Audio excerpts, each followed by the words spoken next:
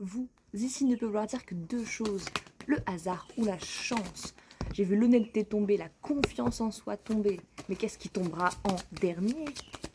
Let's go! N'oubliez pas que vous êtes la personne qui donne naissance à tout ce que vous consommez sur internet.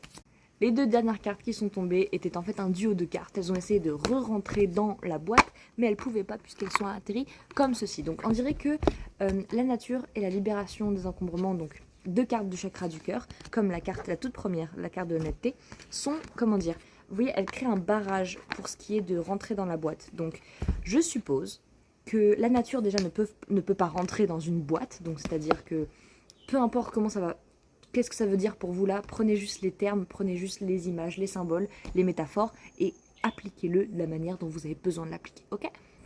Avec la carte de la libération, c'est un moment un petit peu de nettoyage de printemps, même si on n'est pas en printemps.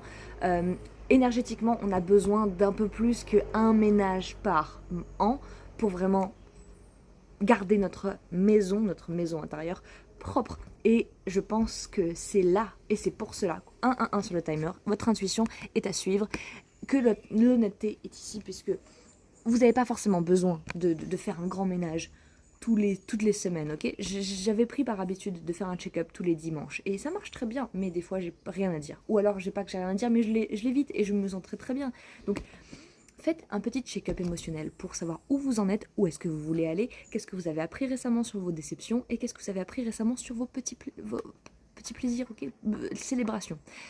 Avec la confiance en soi, on vous demande justement de savoir où est-ce que vous vous sentez dans vos fondations, chakra racine et chakra sacré, et dans vos émotions, dans votre ressenti via la vie. Comment est-ce que la vie vous a fait ressentir récemment, qu'est-ce qui a déclenché ces choses, et comment est-ce que vous avez imposé votre propre respect, non, imposé votre propre force à travers ces moments de challenge. Ok, alors, une autre idée qui me vient, c'est que le nettoyage, c'est avant tout le nettoyage des fondations. Donc si vous n'êtes pas dans une bonne place actuellement avec votre confiance en vous-même, l'idée c'est de nettoyer d'abord alignement.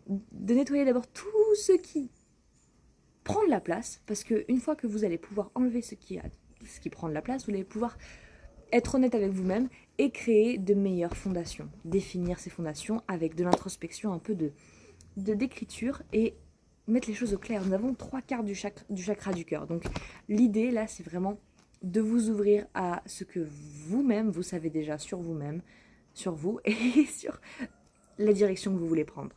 Et ça va demander un petit peu de confiance en soi, mais c'est exactement ce que vous êtes en train de construire actuellement.